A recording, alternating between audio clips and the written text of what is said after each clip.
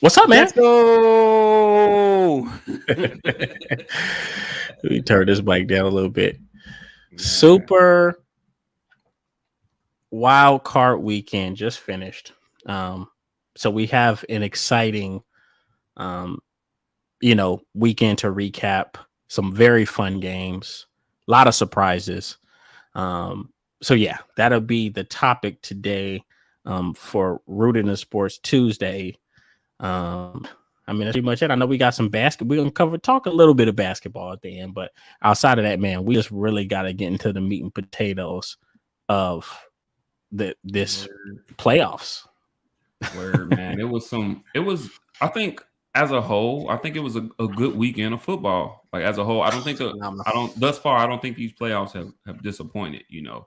It was Oh really no. a good weekend of football. It has really set up for some great matchups this weekend coming up, which I know we'll get into, but I think Oh every I think every matchup this weekend will be competitive. If nothing else, you're going to see another weekend of very competitive games. I don't think I don't think you can just pick any team just in a landslide at all in any of these games that's coming up this weekend. So yeah, oh I'm no. excited to get into it for sure. Oh yeah, 100%, man. So we're gonna do our trusty intro, and we just gonna get in here and we gonna really attack and just recap the fun that we were able to experience this weekend. Word. 3, 2, 1.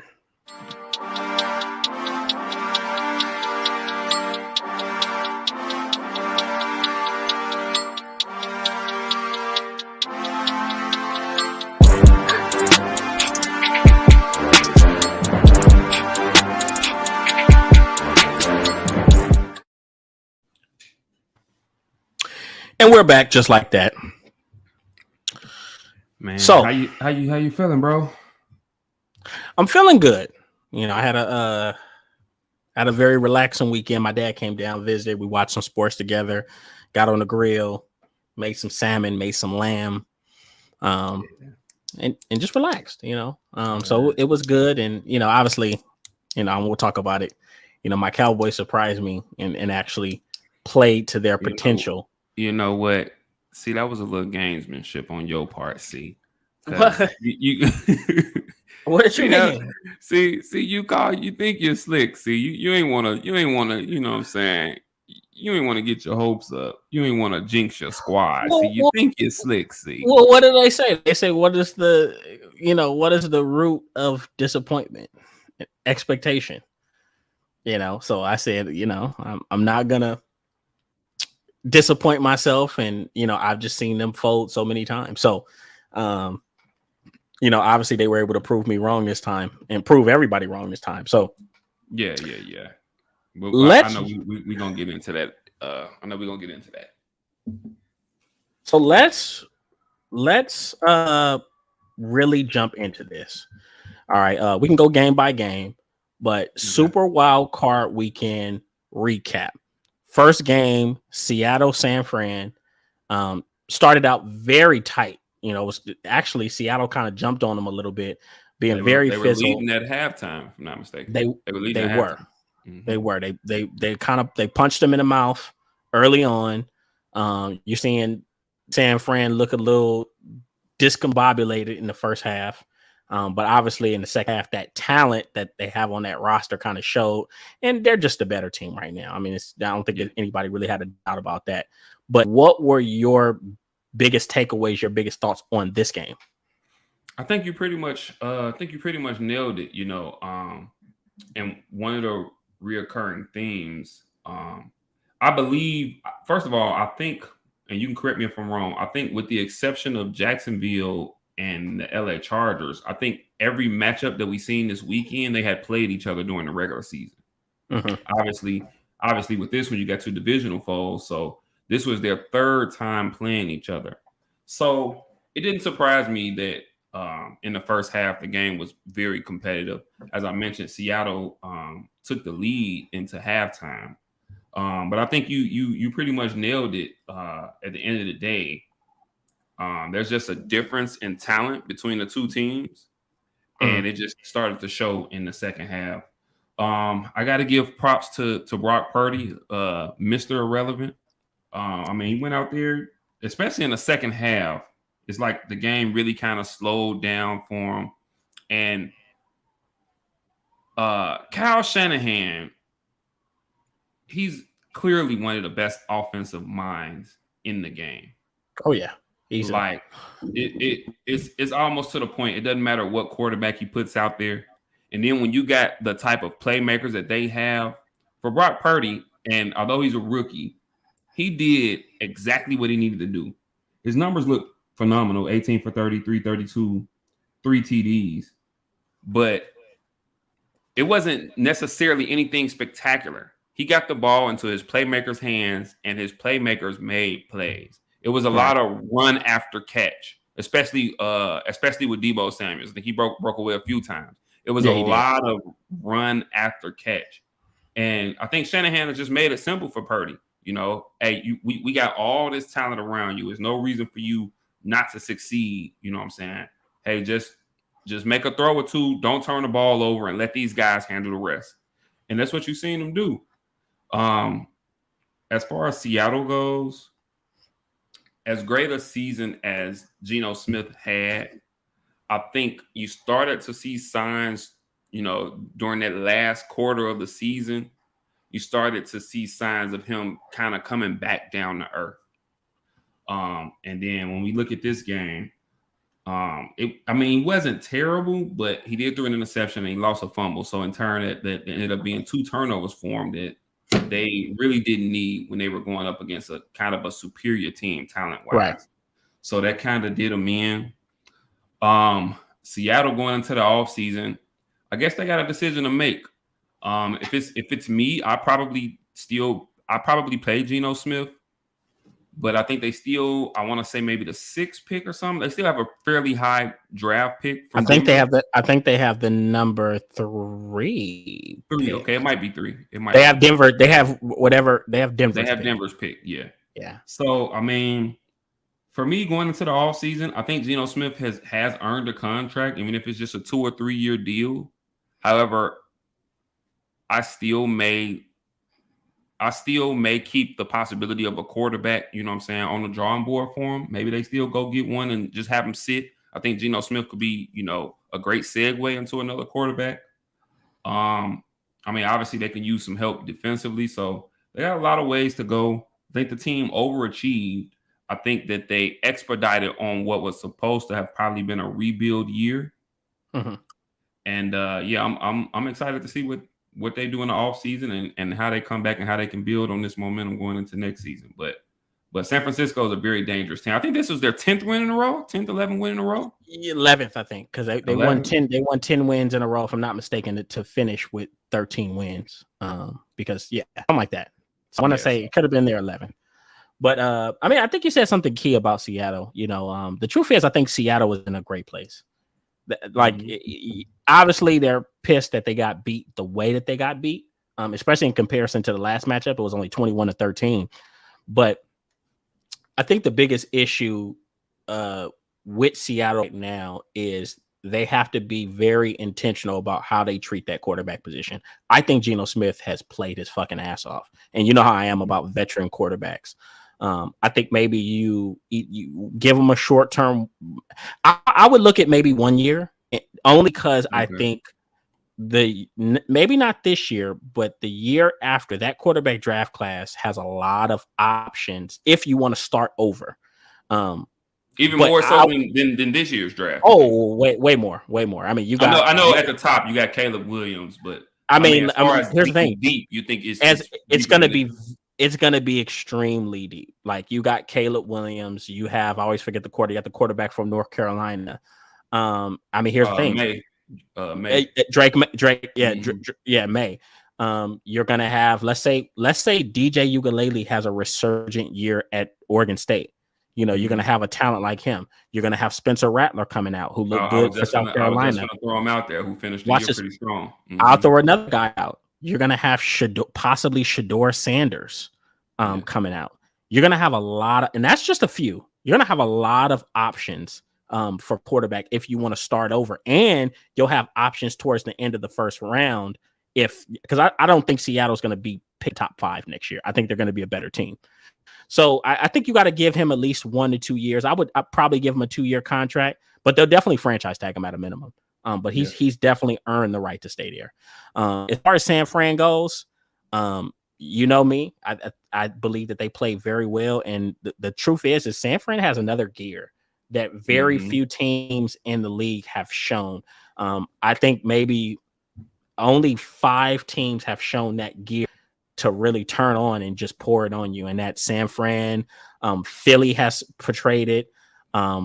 Kansas City, call me crazy, Dallas has at times this season, just shown that ability. Yeah. So they showed it last night. Yeah, exactly. So San Fran is there. I think my thing is, like I said, I'm still questioning, regardless of what happens next week, for the outcome, because let's be honest, San Fran wants to win a Super Bowl. I'm still looking for. I still don't like they've truly been challenged, and I don't feel like they've went through. It's adversity is big. I don't feel like they've went through adversity. They've really had that moment that really challenged them, or it forced them to get better. Maybe you can throw the Raiders game out. But the Raiders really weren't a good team. They just were hot offensively. So that's my biggest issue with San Fran, but they're a very talented team. The game as a whole, I didn't expect it to be this far, but I knew Seattle was going to punch them in the mouth. I knew Pete Carroll wasn't going to go in there sleepwalking. And I think he had a really good game plan. But the thing about San Francisco is you can't turn the ball over. And unfortunately, once they start turning the ball over, I want to say it started with 1. Next thing you know, 1 to 2 more came, and next thing you know, San Fran was up, 10 to 15 points, and as you see, ending score 41-23. So it was an entertaining game for a while, but once it pulled away, I said, I'm done with this. Oh yeah, and I think if I have one worry for the San Francisco team, it's probably just the fact that Brock Purdy is a rookie and he is so new, and so like you said about them being challenged. I don't think we've necessarily seen him in a situation where someone does punch them in the mouth for a complete 4 quarters. I don't think we've seen him go out and maybe we haven't seen him come back from necessarily throwing an interception or 2 or having a bad half or whatnot. You know what I'm saying? So I think if there's any weakness right now, it's probably the question marks behind Brock Purdy and if he can continue on this route that he is. But beyond that, man, they're a pretty complete team. They're a juggernaut. They're playing their best ball at the right time. And we'll get into matchups a little later, but they got a challenge coming up. They do. And I'll say this, and this is the biggest thing I learned about them. Their secondary is not as good as people think it is.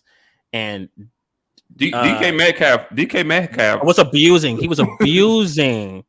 I've been very critical of him, but I'll be dog if he didn't show up on Saturday. He abused Shadavius Ward. Yeah. But here's the thing. Anytime they've really played dominant receiver this year, they've struggled. Devontae Adams had a field day against that secondary. Mm-hmm. So, that's something to look for, because here's the thing. You got Dallas, and then you got potentially, let's say they beat Dallas, you got AJ Brown.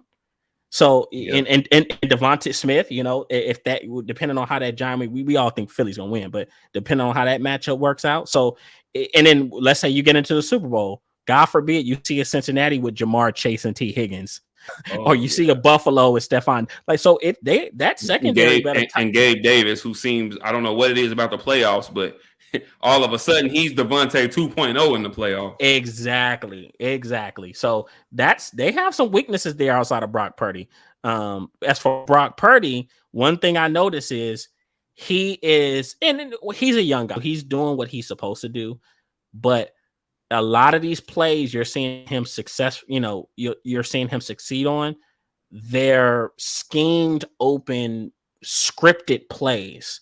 And I think the biggest question mark is going to be, what's it going to be like when you see a Dallas or a Philly that your receivers are not going to be 5 yards open? You're gonna have and you're not gonna have all day to throw the ball. You're not. Watch this. Especially, to tell you the truth, any of the potential next 3 matchups that San Fran could have, we know Dallas is a given. But the truth is, let's say even if they see a New York Giants team, let's say the Giants just so happen to be Philly, they can rush the passer, and they actually can cover pretty well. They have a very solid secondary. So, like we said, Thibodeau ended the season well. He's definitely starting to come around. They still got Lawrence coming up the middle, like Leonard Williams, yeah, Dexter Lawrence, Ujulari. Then you got Jalen Smith who can blitz and rush the passer as well. So it's not going to be a walk in the park where you're playing Seattle. To me, I think Seattle is a piece away. I think they're a pass rusher away from being really dangerous. Obviously, they had the kid. I always mispronounce his name. He's a USC guy, Uchosa. I forgot how to pronounce his name, but he's had a hell of a season. But I think they really need that really number one. Jerry Jones on War Daddy. I think they need a War Daddy on the defensive line. Once they get that guy, I think that you're going to see everybody flourish. It once again, I can't say enough about Seattle, the effort, the fact that they made the playoffs. Me, I say this all the time. I think Pete Carroll essentially embarrassed a lot of coaches because he showed that he can do more with less. I don't even think. Go ahead. I was just going to say he really turned this for what people thought was a full rebuild. He really kind of turned it into a soft rebuild, and you got to give him all credit. Geno Smith seemed to have kind of finally figured it out in the league, and you just got to give them all credit where it's due. Like I said, they're Philly from last year. That's who they are. Okay, yeah. They're Philly from I think the same record and all, yeah. Same record, unexpected. You're like, oh, okay, so we'll see what they do with a good draft and a good offseason. But that is the Seattle-San Fran game. Obviously, San Fran was able to dominate that one. But then we had a fun game, and this was probably my favorite game.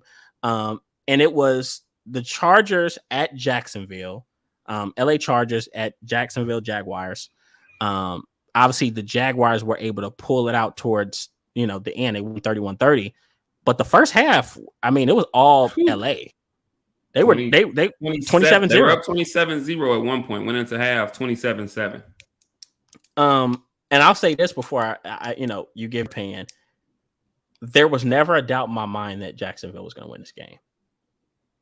You know what? And the first thing I was going to say, and honest to God, the first thing I was going to say is that although, Trevor Lawrence had as horrible a first half as you could probably have for a quarterback, and they were down 27-0. I didn't know if they would win, but I swear I said to myself, they're going to make this a game. It's going to come 100%. Down to a possession. Yeah. No, 100%. The Chargers they're such a they're talented, but by God, they're flawed. And it's just like offensively, there's nothing that they do outside of Justin Herbert being a special talent and being able to make throws that most other quarterbacks can't make. They really don't do a lot well. And it's crazy. It's almost sickening to watch. You're like, you have Keenan Allen, you have Austin Eckler, who I think is underutilized. There should be no reason why Austin Eckler shouldn't be potentially a 1,000 yard guy. Oh yeah. And even Jackson, even the backup or Kelly, even the backup running back, solid. If they wanted to have a two-headed monster, it could still work.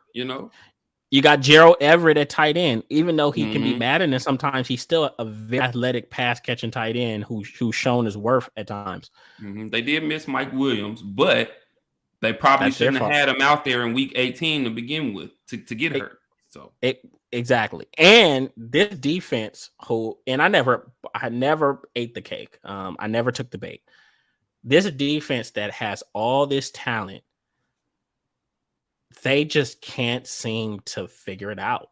Like they'll make some plays. Obviously, you saw Asante Samuel Jr. had he had 3 interceptions, right? He had 3 interceptions in the first half. 3 interceptions in the first half. But it just makes no sense for them to not be able to make the stops that they make with the amount of talent that they have on that defense. Derwin James, Asante Samuel Jr., Khalil Mack, Joey Bosa was back. You know, Mm-hmm. you got Kyle Van Noy. You got freaking I forget the kid's name, the inside linebacker that drafted out of Oklahoma a few years ago, first round pick, Kenneth something. But I'll say all that to say, you have all this all these very superb athletes on your defense, and you just can't figure it out. And to me, that falls on Brandon Staley. I'm honestly, I was just finished get to that. I'm surprised they're keeping him, but I'll let you go. No, and I was just about to get to that. You know, our unofficial third co-host here, Isaiah. He's always said, and I'm gonna piggyback off of something that he said. You know, for Brandon Staley to be a defensive guy, you really don't. Their defense just really isn't there, and they got the talent. They really doesn't have necessarily an identity on defense. You know what I'm saying? What can you say they do well? You can't really say they stop the run well. You can't really say they're not an elite pass rushing team. They're not, and they you would think they have two elite pass rushers, but they just don't get the type of pressure that you would expect them to get. You know, and like you said, I'm surprised that, and it looks like from the onset right now, it looks like they are going to keep Staley. I seen today they fired the OC and the QB coach, which, I mean, what tomato? I don't understand that. I don't for the life of me. I don't understand, especially when you got a guy like Sean Payton out there. I don't understand how you can stick with Brandon Staley. Like, I mean, this is. You go up 27-0 in a playoff game. You get 4 turnovers in the first half, 4 interceptions in the first half. I mean, I don't understand how you lose that game. Like I don't think I've ever seen anything like that. You know what I'm saying? Like even in with the Super Bowl with Tom Brady against Atlanta, it wasn't like like Jacksonville was giving them the game in the first half. They were, and it was like, no, we gonna start over. It's almost like they came out at halftime like it was 0-0. Like, you know, we give you another chance. Like it's crazy. And now let me say this on the flip side. And I put this in the chat. Not that I dislike Trevor Lawrence or whatever, but he absolutely gained a fan on Saturday. The mental fortitude to come out after a half like that for a young quarterback in his first playoff start after having arguably the worst half of playoff football we've seen from a quarterback. And then for him to come out and, I mean, forget amnesia. The man had like Alzheimer's or something. It was almost like none of that happened, you know. He comes out in the second half and just completely lights it up, turns it right around, has 4 touchdowns in the second half. They really get things going offensively. And I'm going to say this too. And the numbers, the score ends up being 31-30. But you truly watch that game, Jacksonville's defense didn't play bad at all. No, it didn't. First half, they were just put in terrible positions to try to defend with short fields. But you seen in the second half when they were able to, when they didn't turn the ball over, when they were able to have full defensive possessions and make the Chargers drive the length of the field, they only gave up 3 points. They're a very young, talented defense. All of those guys are young. I even said that last week. Like, these guys are 28. I think the oldest player on that defense might be Shaquille Griffin. You know, everybody else is young, you know. So this is a team that is really primed for big things moving forward. But you're right. The defense didn't play bad. They got put in bad positions. But the truth is you look in the second half, when they needed to make the stops, they made them. Absolutely. And Trevon Walker started to show his stuff. Josh Allen showed. I mean, man, that pass rush was white hot after a while. I can't lie, but we can't say enough about the job that Doug Peterson has done with that ball club, with those young guys. And and the biggest thing I love about Doug Peterson is he has a very natural gift for helping his team, knowing how to bring all these young guys and get them on the same page and help them weather the storm and overcome. He never overreacts. He never gets too high. He never gets too low. He's just like, hey, you know, this is just the process. And you're kind of seeing some of those things come to fruition. But I mean, obviously they play a Kansas City team next week. But I mean, Jesus Christ, if it wouldn't surprise me if they're a serious contender within the next 2 years, just based off of what we've seen out of them this year. And speaking of Doug Peterson, you know, he truly is like a quarterback whisperer. I think it's telling that Trevor Lawrence was saying after the game that, you know, Doug Peterson really kind of, and in so many words, he was saying Doug Peterson really kind of helped me to gain my confidence back. And I think that he was terrible. He was terrible as a rookie. Oh yeah, and then even at the start of this season, he was a little inconsistent. But as the year went on, you started to. I mean, second half of the season, you can argue the second half of the season, he was probably a top 5 quarterback in the league. He was. You know, I mean, he definitely proved why he was the number 1 pick, and you know, scouts were so high on him coming out of Clemson and everything. So yeah, man. I mean, this team has an extremely bright future. And coming up in this next matchup against Kansas City, I wouldn't be surprised to see them have some success offensively there and really make this a competitive game. And they're another team with, I mean, Christian Kirk, Zay Jones, Travis Etienne is a really solid back. I'm sure the Giants wish they had this Evan Ingram. And can we say, and I agree, can we say this? Christian Kirk has he's earned every penny of that contract. And I'm seeing him making clutch catches on, like, this man is he's really becoming the player, you know, that Arizona thought they drafted, you know, or Arizona drafted out of Texas A&M. Like, you know, I think people forget how good he really was at Texas A&M. They called him Baby Beckham, you know. So now he's starting to really realize his potential and really become that true de facto number 1 guy, you know. And then obviously you got a great supporting cast and Zay Jones and, you know, Marvin Jones Jr. and Ryan Friedman. We could have had that Evan Ingram. Coaching killed that. Possibly.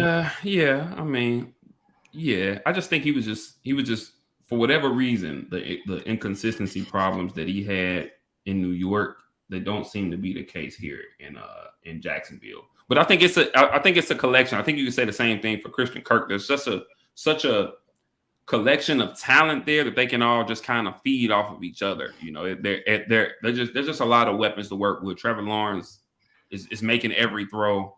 I mean, this team is young defense, like you said. They're heading in the right direction, and I think they're going to find some success offensively against this Kansas City team. I can see so. Like I said, once again, they're not. It's going to be a situation where they're going to play a team that is.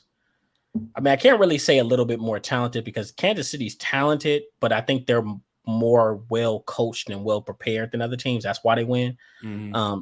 But you'll see them come in there and swing. And it's going to be big for Doug Peterson because he's going against his mentor in Andy Reid. He's an Andy Reid disciple. So it's going to, you know, definitely get interesting. Jacksonville's going to fight him. Obviously, we'll give our predictions a little bit later. But once again, the Chargers Jacksonville game, I called it. I never for once I never believed in this Chargers team. I thought they were all show, no go. I thought they were very hyped. But I mean, hey, at least they made the playoffs and Justin Herbert was able to shut people up with that, you know, with those barbs and those arguments against them. Yeah, I think we all picked Jacksonville, crazy enough. Yeah, I think we all did. We sure all did. So next game we have is, I would like to say Miami Buffalo. It was the Miami Buffalo game, which was surprisingly very competitive. Very competitive. And I'm going to tell you this, you know, I'll say on both ends. One, Mike McDaniel really coached his ass off in this game. And I think he really showed that he's here to stay and that the Miami's going to be a very serious problem with him at the helm. Granted, you know, he had some rookie mistakes with clock management towards the end of the game that could have helped them win it. But the fact that you're even in this game with Skyler, with your third quarterback, and you're able to really keep things alive. And defensively, it's funny. This is probably their best defensive performance of the season, in my opinion. Yeah. I mean, maybe you can. can. Because I agree. They were getting after Josh Allen. They were. They were getting after. So they played better than anybody thought they would. They played complimentary football. I mean, let's be honest. They only had 231 total yards of offense. So it wasn't like they was just moving the ball crazy. But the defense did what they were supposed to do. And offense, they played the field position game. And they took advantage of the opportunities that they have. On Buffalo, and I'll say this. Everyone picked them as their Super Bowl favorite coming into the season. They were ranked as the number 1 team coming into the 2022 NFL season. But they're very vulnerable right now. Absolutely. They are not the big bad bully that everybody really thought they were. Are they soft by any? No, I'm not saying they're soft. They're still a serious contender, but they're not intimidating as much as they were the first month of the season. Josh Allen, for all the flack I hear people give other quarterbacks, like especially a Dak Prescott, Josh Allen turns the ball over a lot, a lot. In the red zone. In the red zone, he not only does he throw picks, he fumbles. Like Josh Allen is prone to make a lot of mistakes, and that's something I think people should really keep an eye out on moving forward because that could potentially end their season. They're still really trying to figure out a way to consistently get this running game going outside of Josh Allen, and defensively. While they're good and they have talent, they have some injuries. Micah Hyde earlier in the season, and obviously DeMar Hamlin a few weeks ago. Von Miller, right? They're susceptible to the big play. You can run on that defense, and they can have some lapses sometimes in the secondary. So I think what this game showed me is that Miami has a very bright future. And Buffalo is a great team, but I think that they're kind of in a win now mode. I don't think people should look at this as a team that their window is just going to be open for a long time because the AFC is just so talented. So the days of so we kind of have to. I know we're sipping. Everybody was drinking the Kool-Aid coming into this year as Buffalo just being the big bad bullies, of the AFC. But I just think that this season has shown that to not be true. And I think that they're going to have a really tough matchup this weekend with Cincinnati. But what do you got? Oh yeah. So I'm gonna start with Miami. And we were just talking about, I just mentioned how they were really, really getting after Josh Allen. They had 7 sacks on the game. They sacked him 7 times. They were really getting after him. They forced and then they got 3 turnovers from him. I think he had 2 interceptions and he fumbled the ball. So defense really stepped up to the plate here. Once again, Mike McDaniel really, really kind of showed himself to be kind of an up and coming coach in this league because, like you said, I mean, he was coaching his tail off. Few clock management issues, but overall, he was coaching his tail off. You talked about their future, and in this game, they had Skylar Thompson, their 3rd string quarterback out there. Actually, if I'm not mistaken, was he drafted? I think he was drafted right before Brock Purdy. Who was? Skylar Thompson. I think he was the second. Possible. I think he was the second to last pick, and Brock Purdy was the last pick of the draft. Crazy possibly. enough. I'd have to look at that, but possibly. I know we've discussed this before when we're talking about their future. And I'm not going to stay on this too long, but I just truly, truly hope that they make sure that Tua is 100% fully healthy and they're not putting this guy's life at risk before they get him back out there. Obviously, what we've seen from him in the first half of the season and what we've seen from this team and how explosive they were offensively in the first half of the season, it's nothing to sneeze at. But I mean, we've visually seen Tua be concussed at least multiple 3 times this season. Right. So I really just hope that they, do him a good service and just make sure that he is 100% coming back next season and moving forward, because now with everything that's going on with a lot of these players, getting hurt and concussions and everything. I just hope they really do him a good service and make sure that he's straight, because the future is bright for this team. But I hate for it to be at a guy's expense. Right. With that being said, I mean, they're definitely heading in the right direction. Buffalo, as you said, coming into the season, we all seen them as this huge juggernaut, and rightfully so. But some of the things that we're seeing from Josh Allen are just alarming, to say the least. He's starting to almost put me in the mind of a Brett Favre. You know, I can see that. I can see that comparison. Yeah, you'll see him make some throws that you're just like, oh my God, this dude's on how does he do that on the run? You know what I'm saying? Right. And then on the flip side, you'll see him, kind of get a little flustered, pressure get in his face, and then he'll throw a stinker where it's just like, bro, come on now, this is what were you thinking? You know what I'm saying? Mm-hmm. Like, bro, you're a veteran now. Those are the type of throws you I thought we were past this. You know what I'm saying? Another alarming thing for them, and it's been this way all season, they really can't run the ball. No, they can't. They really cannot run it's a problem. It's an issue that they've had for a few years now that they still can't seem to solve. So when you can't run the ball, and now teams know that, hey, you're going to be throwing the ball. Now they can pin their tails back and send guys after you, thus the 7 sacks. So Buffalo, although they did get away with this win, and once again, this is another situation where this is the third meeting between two teams, which is always tough. It's always tough. It is. So I'm not gonna lie, I didn't expect this game to be this close. I mean, I thought it was gonna be 10 down points to the last possession. I thought maybe Miami would play tough, hang around, and Buffalo would kind of I thought it'd be kind of similar to the San Francisco Seattle game. But no, this game was literally came down to the last possession.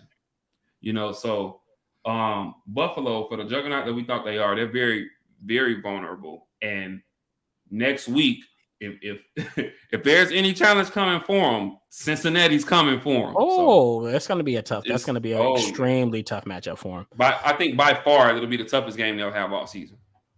Agreed, 100%. So yeah, I mean, pretty divisional game. Our in division matchup. Mm-hmm. Two teams that are very familiar. They split during the season, and obviously, once again, Mike McDaniel was able to really draw up a really good game plan, and make this thing more competitive than what it should be. But Buffalo got away with one. I'll leave it at that. And I'm gonna say this real quick. I don't know what happens to Gabe Davis come playoff time. He's a different person. All of a sudden, he's Jerry Rice. Like, it's just such a difference, And I think judging off the performance and the way he ended last season, especially in that phenomenal game that he had against Kansas City, I think coming into this season, a lot of people thought like, okay, hey, he could be taking that next step. He could be making himself some money this year. And I mean, he didn't necessarily blow you away with his stats or with his play during the regular season, but here it is come playoff time, and all of a sudden, it's almost like when he needs a big catch, it's almost like he's looking for Gabe Davis by Stephon Diggs, especially in the playoffs, man.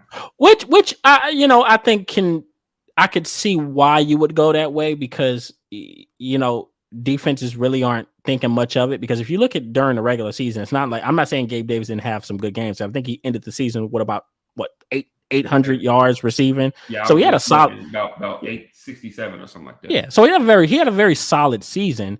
But I think in the playoffs, people are so keen on taking Stephon Diggs out of the game, that Davis is going to get those one-on-one opportunities. So you can't really fault Josh Allen for that.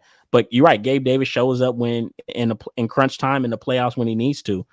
So I'm interested to see how that's going to play out moving forward, and if he can pick up where he left off, because he was going crazy last year when they played Kansas City. But they're gonna need him to continue to have those type of performances if they're gonna advance, because it's gonna be tight, man. They got two potential tough matchups coming up. So yeah. So that is obviously, like, once again, we'll talk about predictions in a little bit, but that was the Buffalo Miami game. But then we had another game that I loved, and I called this one too. The New York Minnesota game. And it's crazy because Minnesota, 13-win team, really, it's crazy. They really had a good season with a first-year head coach. I mean, say whatever you want to say. First-year head coach, you win 13 games. You lead the league in games won by 6 points, decided by 6 points or less.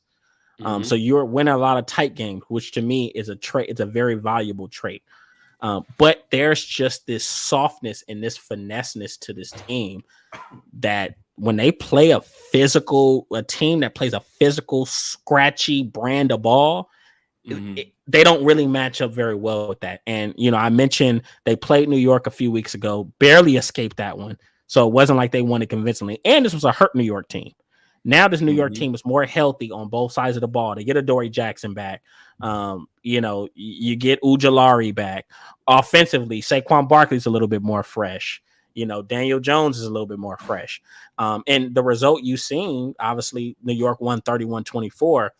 And I'll say this, Daniel Jones is I've been a believer in his talent. I'm saying he's going to be the next great thing, but I think that he is a starting quarterback in this league. And he's showing that that's what he is as a minimum. I think he can potentially be more, and he can become a top 15 type of guy. I think he has that talent. I think he has that ability. And with Brian Daboll, it's extremely possible. And we've seen Daniel Jones probably had the best game of his career. Was it 300 yards, 2 passing touchdowns, 78 yards, and I think 1 rushing touchdown? Possibly, I think so. But very, very impressive game by the Giants. They took advantage of Minnesota's weaknesses, which is really defensively stopping the run. And they really period. You're right. Period. And on the defensive side of the ball, I mean, hey, Wink Martindale, we know he's going to blitz his ass off. Oh yeah. That defense did a really good job of containing Justin Jefferson. They said this time they are not going to let him beat us. And they didn't. Adoree Jackson actually did a very good job, better than I thought he would.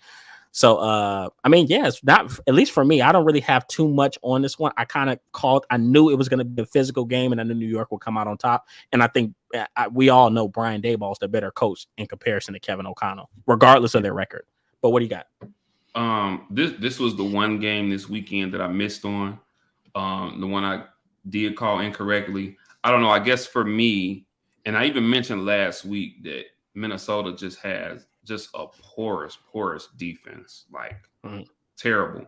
But I guess I just thought that, they had a few more playmakers, and, whether it be a Justin Jefferson, who they did a great job on, whether it be a Hockenson, who had a really good game, Thielen, Dalvin Cook. I just thought one of these guys would just make that extra play that'll, give them the victory in a close one here. Unfortunately, it didn't turn out that way. I'm gonna speak on Daniel Jones though, and I've been extremely critical of him. Yeah. I would have got rid of him, last year.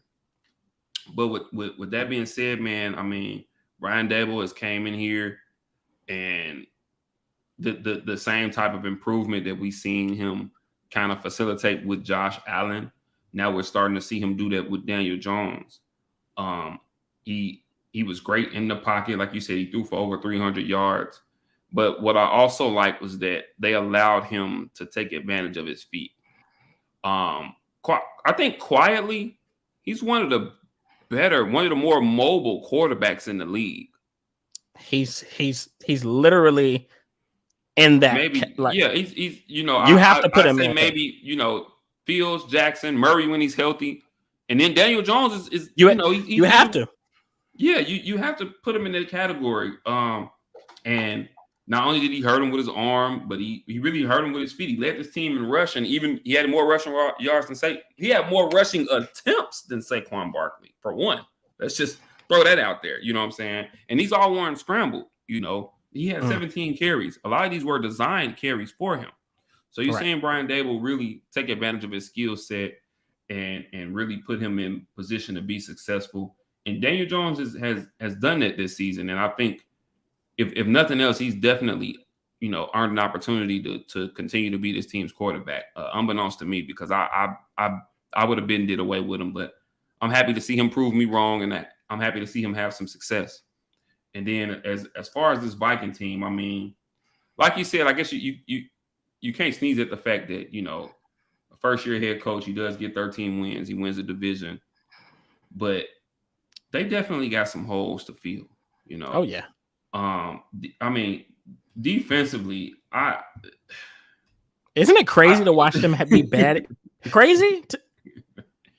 Bro, like, they're bad defensively. And I know I've mentioned this before, 13-win team, they had multiple stinkers during the regular season.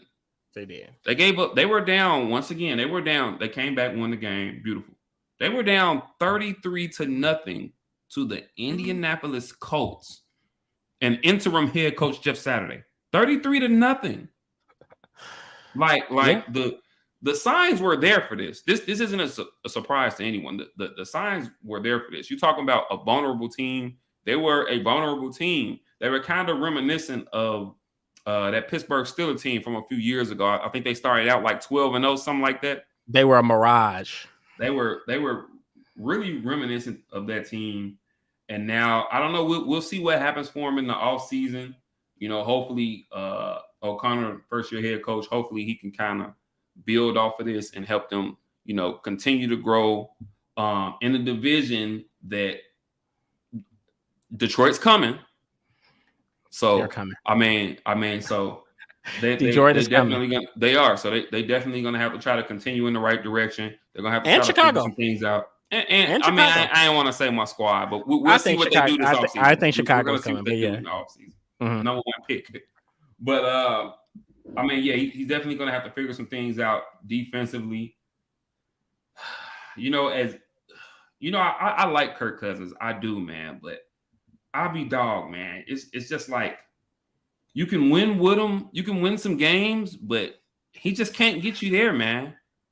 And I really like Kirk Cousins, man, but he just can't get you there. But here's the thing. I think we have to be a little bit fair to him. I mean, Kirk didn't have a bad game. Kirk didn't shit the bed. Kirk threw for right under 300 yards. 239, 273, and 2 TDs. He had a really good game. He didn't shit. I think that team as a whole failed him. They weren't able to really. I mean, they didn't have a dominant. First of all, I don't know how you have Dalvin Cook and Alexander Madison and you have 61 fucking yards rushing. Yeah. That's asinine. And then once again, defensively, they just they can't really stop a nosebleed. So I don't think this one was on Kirk Cousins. We already knew he wasn't going to be a guy that was going to put an entire team on his back and score 45 points. Like, we knew he wasn't going to be that. So I think it's unfair to ask that of him now in this game or against any team. So I don't think this one is specifically on Kirk Cousins. Now, if he went in there and threw 2-3 interceptions, then we could say that. But I can't say that for him. Not with this performance. Yeah. I can agree. So, I mean, yeah, like I said, pretty simple. You got to look at it. Both teams, I think, performed admirably. The Vikings are who they are. They've had defense all year. They've had an offense that at times looks like one of the best in the league and sometimes can really be slowed down and be stymied. Honestly, Justin Jefferson was their saving grace. And what we've seen oftentimes is once their teams are able to take away Justin Jefferson, the entire offense slows down, running game included. So I think we saw an example of that. New York continues to find ways to manufacture offense out of nothing. I mean, you're seeing receivers. Hodgkins, I think this guy was he undrafted or was he a 7 round draft pick? I don't know. But you're seeing all these different faces. Like, I mean, I think Darius Slayton might be their number 1 or number 2 guy. Like, that's just how I would say so. And I mean, he although he had 4 catches for 88 yards, they were 4 big ones though. He had that one for the long one for 47. So right. So I mean, that is just kind of really where they're at. But you're really seeing Brian Daboll putting on a coaching clinic right now with that team, finding a way to manufacture offense with them. And defensively, they're young. I think they've been the Giants have been good the last few years, but they continue to get better. They're finally able to. Honestly, they're becoming a dangerous pass team with some young outside rushers in Thibodeau and Ojulari. You got older statesmen in Leonard Williams and Dexter Lawrence. Like it's really starting to come together in jail for them. I'm not saying this is going to be the year where they do anything great, but this is a team that you definitely have to look like. The NFC East is going to be hell the next 2 to 3 years. Yeah. And Brian Daboll should absolutely be the coach of the year this year. Oh, he should. Yeah, 100%. So New York, Minnesota game. Like I said, he guessed Minnesota. I just kind of had a feeling that New York was gonna grind it out and beat them up a little bit. So then we got the Bengals Ravens game, which I think, you know, the Ravens came in and played a very admirable game. They were able to administer offense. Once I found out that Tyler Huntley was going to be able to play, I knew they would at least be able to make this really competitive. Yeah. Because he's not bad. I think Tyler Huntley's actually pretty good. I think he can be a somewhat of a starter on some team. Like I think there's something there with him. At a bare minimum, he can suffice as a backup, and you can win a couple games with him for sure. You at a minimum, exactly. Defensively, I mean, I'll be honest, man. I think that the Ravens, they played admirably. Marlon Humphreys played a hell of a game. But you know, if you started to see them, if you look at them, especially from the time Lamar went out, they've been playing pretty stout defensively, though. You know, they stepped up. Yeah, they stepped up. Yeah, because you know earlier in the season they had the issue where they were giving up these leads or whatnot, but they really did step it up. Yeah, no, and I agree. I think that's what I saw from him in this game, because the truth is the Bengals are a very potent team offensively, and for them to be able to stymie them in the way that they did, I mean, Cincinnati won and they only had 234 yards of total offense. So that just shows you how great of a defensive game that Baltimore played. As far as Cincinnati goes, they continue to show that they can win any type of game. That's what makes Cincinnati dangerous to me. They can play any type of opponent. They can play any type of game, high scoring, in the mud, grimy. Like they can play and win any type of way. And I think this was just an example of the mental fortitude that this team has. Granted, it wasn't the best or prettiest performance that they've had, but I think that, well, especially on the offensive end, but defensively, I think that they stepped up and they were able to take advantage of a few mistakes that Baltimore made. You know, we had this argument with Bo. That might be the most. Cincinnati's defense might be the most underrated unit. Yes. They're very. I'll tell you who they kind of remind me of a little bit. They kind of remind me of the Colts defense in the mid 2000s with Gary Brackett and Bob Sanders and Freeney. Bob Sanders, like they kind of remind me of that unit. Very underrated. Cato June, Dwight Freeney, Robert Mathis. Now, granted, they may not have those big names. Very, like you've seen, I don't know if you remember when the Colts got into the playoffs, they played that defense. I don't know what happened to them, but they got into the playoffs. They became a top 10 unit. They turned it around. But kind of like that, very unheralded. They don't have super flashy guys, but they just find a way to get the job done. So yeah, it was just a very grimy, but I would say good on Cincinnati to be able to figure out a way. Well, not figure out a way, but just kind of outlast Baltimore. Make that one play was that fumble, which was returned for a touchdown by Sam Hubbard. That was what, 99, 100 yards.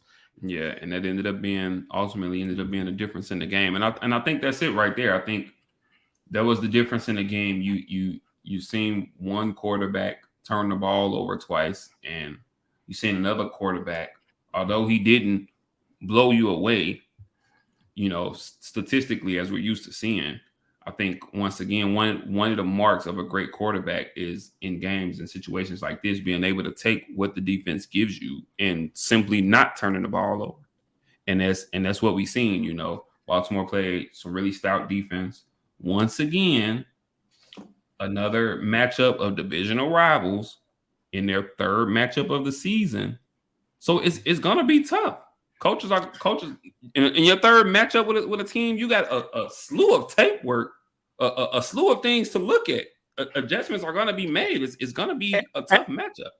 And here's the crazy part, and he knows because me and him were both arguing with our good friend Bo, who just swears that Yeah, Joe Burrow, we was going. yeah, that Joe Burrow got Hey, we bailed love you, out Bo, by if his you defense. watching, We bro. love you to death. But if you look at this honestly, there's a fair assessment that Baltimore blew this game. Because if you're looking at if you're looking at the stats, I mean, Jesus Christ, they really outplayed them in most facets of the game. Total yards, Baltimore had 364. Cincinnati had 234. Rushing yards, Baltimore had 155. Cincinnati had 51. Yards per play, Baltimore had 5.5. Cincinnati had 4.3. First down, Baltimore had 23. Cincinnati had 18.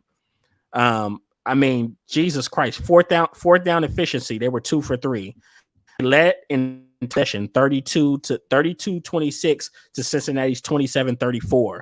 They had less penalties and less penalty yards, 4-7. Like, look, and that's what I was trying to. All of those numbers just prove, kind of what I was trying to say to Bo. I think his point was just that, he felt like Cincinnati's defense bailed Joe Burrow out, and all of those numbers just really proved Baltimore blew. It was more so Baltimore lost this game. Those and not that Tyler Huntley played terrible, because I'm not saying that at all. I mean, he played very game. admirably. He did, but unfortunately, he had 2 turnovers, one of whom directly impacted the game. It was 17 all. They were on the 1-2 yard line, the 1 yard line, with a chance to take the lead in the fourth quarter. And he extends, he doesn't protect the ball, loses it, and they run it back. I mean, to me, that's not a defense, bailing a quarterback out. I would argue that. I would argue exactly that Baltimore might have lost this game more than Cincinnati won it. That's a fact. Yeah. And I'm going to tell you this. I was watching the after game interviews, and J.K. Dobbins was livid. Yeah, and you've seen that. And he's like, man, I'm getting tired. I'm tired of holding back. Like, I'm that guy. Like, I need to get the ball. Like, there should be no reason why Tyler Huntley had the ball on the 1 yard line. And in that situation, I can agree with that to an extent. I can see if it's a Lamar, but in that situation, I can agree with that to an extent. And JK is a back who, and although you can say, he kind of has limited carries, you can say he kind of splits carries with Gus Edwards, but he's a 5 yard per carry back. He is. He 100% is. He's a 5 yard per carry back, and his he gotten healthy. Mm-hmm. And you could argue outside of Mark Andrews, he's their best offensive player. Fair enough. Especially considering what they had out there. Yeah, you can absolutely argue that. Yeah. So, I mean, I'm not mad at him for being frustrated, but yeah, just kind of ending with that. Like I said, it was a very good divisional game. We're still going to, we're going to have a lot of conversations in the upcoming offseason about what's going to happen with Lamar Jackson. I think he was seriously hurt. I think that's the biggest story of the offseason. And what my Bears are going to do with this number 1 draft pick. I think those are the 2 biggest stories of the offseason. They better not draft a quarterback for Justin Fields, but that's another story for another day. We'll cover that in the future. In the future, yeah, we will. I would be like, yeah. But anyways, very, very good game, and Cincinnati advances. Unfortunately, they lost Jonah Williams, their left tackle. So, and I think they were down 3 linemen as well, right? Well, now they're down 3 because they lost Lael Collins for the season, Alice Kappa, and now he lost Jonah Williams. So we'll see how that works out for him. But I mean, it's not like Joe Burrow is a stranger to getting sacked, so he'll be all right. He won when he got sacked 9 times. So exactly. So he can handle it. Yeah. So we're down to our final game, before we jump into our quick predictions. Matchup. Last night's matchup, Dallas and Tampa Bay. Everyone knows, and me as a Cowboys fan, I picked Tampa Bay to win just because I was so used to. In my entire 30 years, soon to be 31 years of life, I've never seen Dallas beat Tom Brady ever. So there was a mental aspect, and most of these guys that have been on Dallas for a long time, DeMarcus Lawrence, Zeke Elliott, Dak Prescott. They've played Tom Brady a plethora of different times, a few different times, and they've always came up short. They played them in back-to-back years on opening night. On opening night, right? And that's not even, and we're not even going to include the times that they played Tom Brady when he was in New England. Exactly. So, but they came out firing. I would, they got a little bit slow, but once they caught that groove offensively, man, it was kind of history. And then defensively, man, I think they probably had one of their better, most complete performances of the year, considering they were facing a relatively healthy Tampa Bay offense. Almost everyone was back. Yeah. Like Ryan Jensen was back, and he didn't even play week 1. So, I mean, you could tell me what you think, and we could pretty much wrap it up. But I think that Dallas had a very impressive game, and Tampa Bay. I hate to say it like this, but I don't think Tampa Bay showed up. Yeah, and I think that was the reason why I picked Dallas in this game, because looking at Tampa Bay all season, with the exception of maybe 1 or 2 games during the season, there was no reason to think that all of a sudden Tampa Bay was just going to turn it around.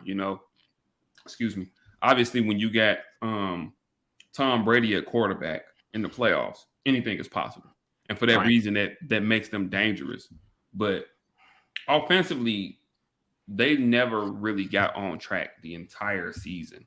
For one, they have no run game. Like, we talk often about Buffalo and them not being able to run the ball. This team can't run the ball whatsoever. I'm not sure what's happened with Leonard Fournette, but all of a sudden he's regressed. He looks like he looks like he's running with weights on his ankles or something now. You know what I'm saying? They got the kid Rashad White, who has shown some flashes here and there, but they simply cannot run the ball. And so it's almost like, Tom Brady threw the ball. He threw the ball 66 times in this game. So it's almost like that's too much. That's too much. It is, and it's almost like they try to make up for a run game by having Tom Brady throw these short passes. So if you look at him statistically. He threw for 351 yards. He had a couple TDs in that terrible interception in the red zone. I don't know. That was almost uncontested. He was trying to throw it away, and he just didn't get it out of bounds. Like, well, I think maybe he didn't. Maybe he misjudged how long Jaron Kearse is. Jaron Kearse is 6'4", so maybe he thought he was going to get the ball over him, but Jaron Kearse reached up and snatched it. Yeah, I mean, terrible. And that came right after Dallas's first scoring drive. And I knew for sure then, because that was at that point in the game, it was still early. I think it was second quarter, still early in the game. That was an important drive for Tampa Bay to try to answer back. Right. But when they got all the way down there and he threw that interception in the end zone, I knew then it's just not going to happen. And ultimately, Dallas was just the better. They've been the better and the more consistent team of these two all season long. And as I said last week, there would have been no reason and no excuse for the Cowboys to lose this game. Granted, I thought it would be a little bit more competitive, and that's probably more so because of the respect and admiration that I have for Tom Brady. But I thought this game would be a little bit more competitive. But hey, the better team went out there, and crazy enough, the score ended up being 31-14, which is still a pretty solid victory. And I still don't think that score is indicative of how dominant the Cowboys were in this game. And I'm going to say this too, man. We saw, after a couple weeks that seemed a little slow, we saw that Cowboy pass rush get back to being that Cowboy pass rush that we've seen them be, for the majority of the season. It's at the point now with Dallas, if you get to a 3rd and long situation, you might as well punt on 3rd. Because you're just not going to get it off. Like, between Parsons, Armstrong, Lawrence, somebody's going to get there. Like, you're just not going to get it off. You get to 3rd and long, just cancel Christmas. You know what I'm saying? But yeah, this is by far the most complete performance we've seen from the Dallas Cowboys. I think Tampa Bay, this is going to be a long offseason for them. Tom Brady's going to go in the tank. I know he's had a lot going on. Yes, a lot of unknowns. I know he had a lot going on in his personal life. Personally, I don't think he goes back to Tampa Bay. No, I think that chapter either close. Yeah, I think either he goes one more destination and gives it one more shot, or he just rides off into the sunset. And last thing I'm gonna say before I toss it over to you, you know, I'm a big component of black head coaches and black head coaches, you know, getting their just due and getting shots. You know how adamant and how irate I was with the Houston Texans and them firing Lovie Smith and everything they got going on as an organization. Crazy. That's madness. Yeah. But I got to call a spade, man. I don't think Todd Bowles is a head coach in this league. No, I don't think he is. I think he's a damn good coordinator, but some guys are just meant to be coordinators. And I think I'm starting to think Todd Bowles falls in that category. I think him and Leslie Frazier are one and the same. Okay, I can see that. Both phenomenal defensive coordinators, but they're just not meant to be head guys, and there's something wrong with that. Mm-hmm. You know, it happens all the time. So I would say this, just kind of looking at this Tampa Bay team, I mean, they found a way to make it to the playoffs, and I think that that's good enough. There was no other team I could have realistically seen them beating in Wildcard Weekend. Only Dallas from a mental aspect. I mean, let's look at this. Even though we look at the matchup and we say Dallas is clearly better, I don't think people realize the demons that they exercised last night. Yeah. Like they haven't won a road playoff game since 1992. I was born in 1992. Yeah. That's ridiculous. It's so, you know, and you know, they had never beaten Tom Brady. That Tom Brady ever in his career. This is the first time in, I want to say, since the early 2000s that they've had 2 back-to-back 12-win seasons. Mm-hmm. And everyone knows, anybody that knows football lore knows the curse of the navy blue jerseys for the Dallas Cowboys. And they were scared you seen them with them. Man, I was like, here they go with the navy blue. But I think that we just are seeing a team that's gaining confidence. And you know, I was very encouraged. I said this, you know, kind of going into last week. I think that this win can potentially propel them to potentially making it into the Super Bowl because they are able to overcome its mental aspect. It's never been the physical. They've always had the talent. This is probably one of the least talented offenses Dallas Cowboy wise that I've seen in a few years. And I still think they're talented. Dalton Schultz and CeeDee Lamb. Michael Gallup is starting to come into his own. I love Dalton Schultz. Dalton Schultz is a stud. Dalton Schultz is a stud. I think as a tight end, I think he's a really underrated good blocker. He's very underrated. I think he's a really good blocker. And he makes good, tough, contested catches. He has such reliable hands. He does. He's underrated. He's not scared to go into traffic and sit in the hole and take a hit and come down. He takes hits, and him and Dak Prescott have a great connection. Mm-hmm. Like they really feed off each other, almost. And I don't want to go this far, but in some ways, it's kind of it's kind of Romo Witten like, where they just have that natural connection where they know where the guy is going to be.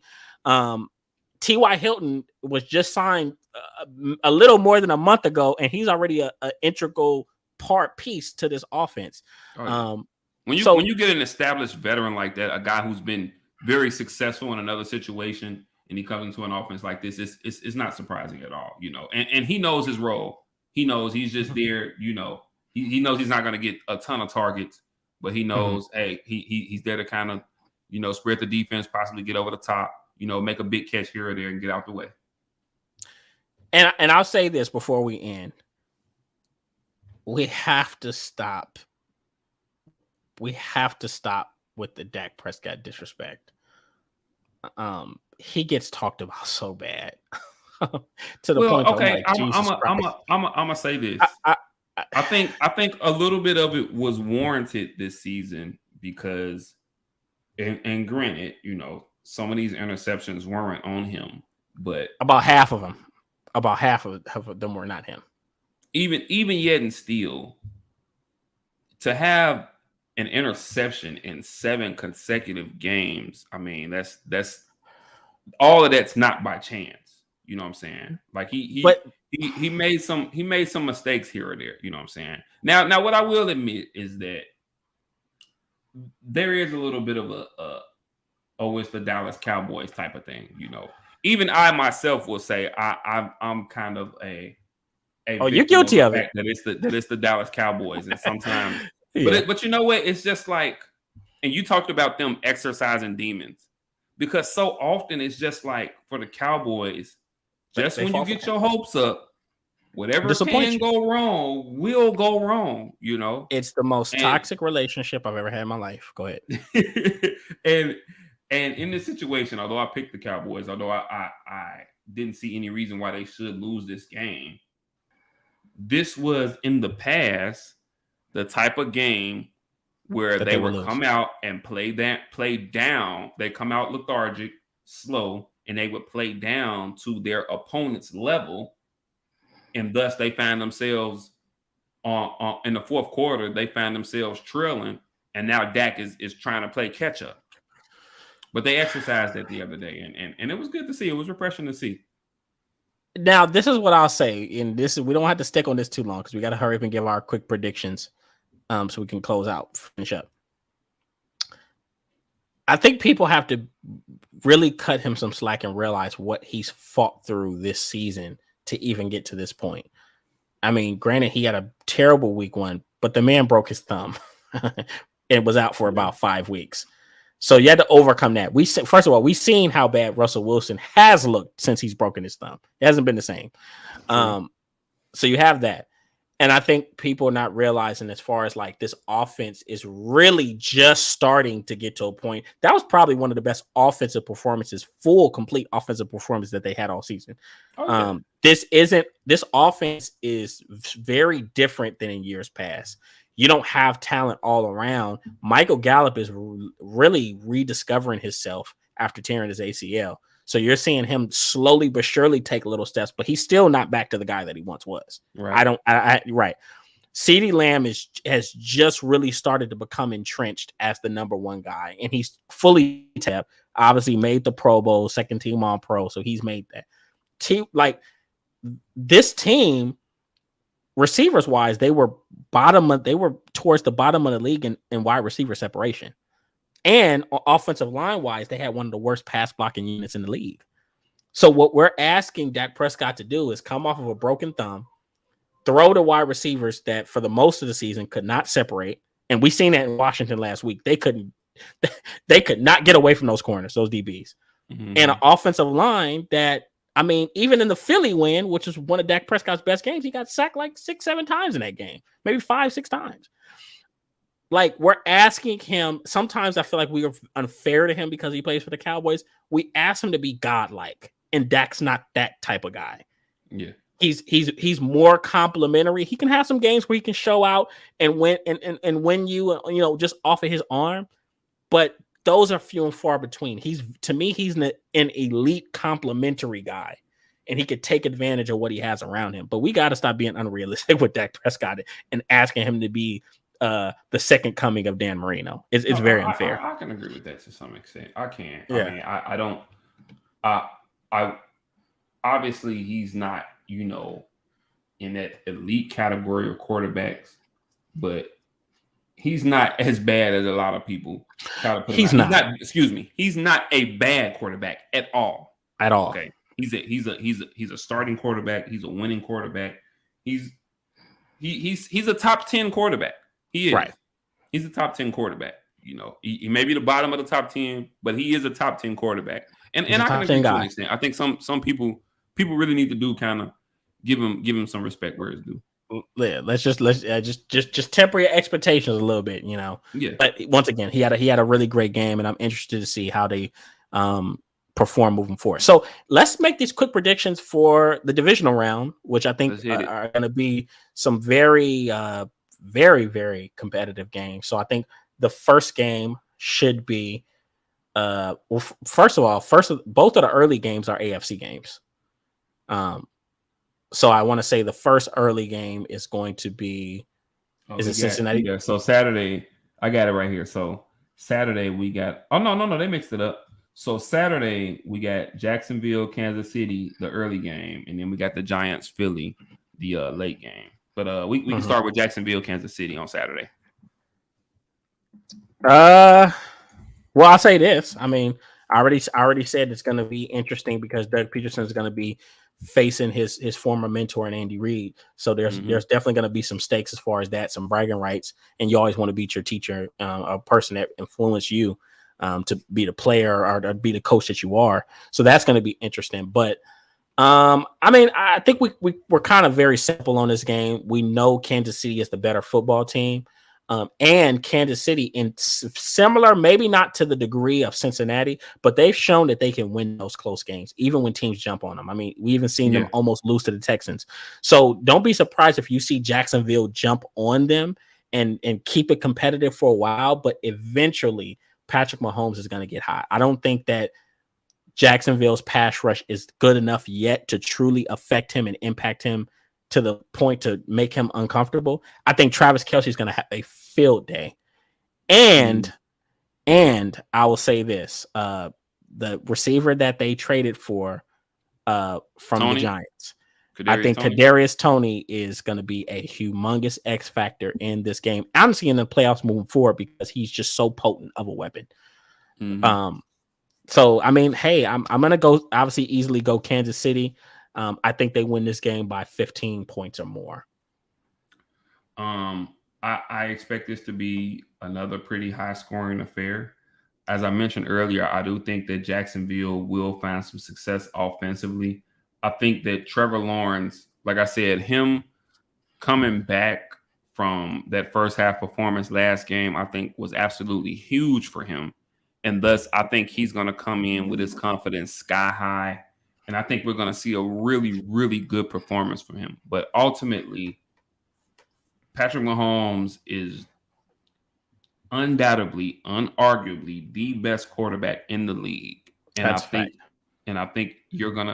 think this is a Patrick Mahomes game. I think you're going to see Patrick Mahomes literally win this game. And so I think it'll be competitive, but I think ultimately in the fourth quarter, Kansas City pulls away. And I think a high scoring affair, but I think Kansas City does come out on top. I'm gonna go really high scoring. I'm gonna say 38-28 Kansas City. I could see that, and I think, but I would go probably even higher. I think this can be in 40s because remember, Kansas City has some secondary issues. I mean, I think Ladarius Sneed might be their best corner. So I would probably go 44 to 34, you know. But I really think Trevor Lawrence is going to have a really good game. Oh, he is against the secondary. Now the pass rush is heating up a little bit. Chris Jones is probably needs to be a defensive player of the year candidate. He's a stud. But yeah, it's going to be interesting, but it's definitely going to be a high scoring affair. Both offenses are going to take their blows, and Doug Peterson's not going to come. He's going to come in this game swinging. Watch. But don't be surprised. You see him. Okay, go deep. He's gonna pull out all the stops. Yeah, early. So what's the next game? Next, the Saturday night game, we got the New York Giants at the Philadelphia Eagles, and actually, I think Philly's favored in this game. Well, obviously we know Philly's the better team, and they're a little rested. I'm going to say this is going to be a very competitive football game. This Giants team is well coached, and they understand who they are. That's the most dangerous teams to play. Any team that understands their identity, knows what they do, and do it well, it's tough to deal with. Philly just played them a few weeks ago. Granted, it was mostly backups on both ends, but they didn't beat them very convincingly. It wasn't like they embarrassed them. They beat them, I want to say, 22-16. So it was a very, very close game. And Jalen Hurts, he struggled a little bit. He was able to make some plays, but I know he threw an interception and he was definitely dealing with some of his pain in that shoulder. That being said, this Giants team is going to put a ginormous amount of pressure. Lane Johnson is still, if he plays, he's not going to be 100%. That could be really big. That's going to be very big. And if he's not there, it's going to be even worse. As far as on the offensive side of the ball, we all know Philly's susceptible to the run. You can run on Philly. That's just a fact. They're not completely terrible, but there are some days where, when it rains, it pours, and a team could drop 130, 150 rushing yards as a team on them. So don't be surprised if you see Daniel Jones and Saquon Barkley go to work. Yeah. That being said, I think Philly's talent is going to shine through eventually. The defense is, as much as, it hurts me to say, their defense is very talented. They have a nice pass rush. I think Josh Sweat should be back. And secondary wise, Chauncey Gardner-Johnson should be back. I know he was back towards the season, but he'll be more healthy and be able be back to making the plays that he was league in interceptions. So yeah, I'm going to go Philly. But I'm going to go Philly 28-24. Okay. Yeah. Okay. I agree. This is going to be a very, very competitive game. Once again, another matchup between divisional rivals, and I'm gonna go and give you your props. Two teams from what was the best division in football this year. Okay. I'm glad you're saying it. I am glad you're saying it. But yeah, no, it's a lot of variables in this game. It's going to be a very, very tight game. Third time these two teams are meeting each other. I think a lot of this game really rests on Lane Johnson, and if he plays and if he does, how effective he can be, and B, how does this extra week of rest help Hurts and his shoulder injury. I think a lot of this game is going to depend on those two factors. As we said, I mean, the Giants and their pass rush, they're really starting to get after it. Philly's defense, they have shown the ability to be susceptible, against the run. Teams have been able to kind of run them here and there. And now you got a team with a quarterback who, who's very mobile, who can present some issues for them. And won't hesitate to run. And not at all. But I think I agree with you. Although close, I think ultimately, Philly's talent just kind of shines through. And they're at home. So I think the buck stops here for the Giants. And you know what? Actually, I'm going to go with the very same score. I'm going to say 28-24 Philadelphia in a really, really tough battle-tested game. This is going to be, I think this is going to be, and I think the score won't necessarily tell it, 28-24, you would think, the offense has kind of got it going. But I think this is going to be a very, very physical game. Oh, yeah. I think you're going to see some guys getting hit out there. Like this is very physical. That's why I'm excited. I'm going to tell you this. Whoever comes out of this San Francisco Dallas game, they're going to be getting a nice little treat, because I think Philly's going to limp out of that game, regardless of how they win. I don't think they're going to come out that game unscathed, but that's just my thoughts. But what's the next game? All right. Sunday afternoon, 2:00 start. Cincinnati at Buffalo. What you thinking?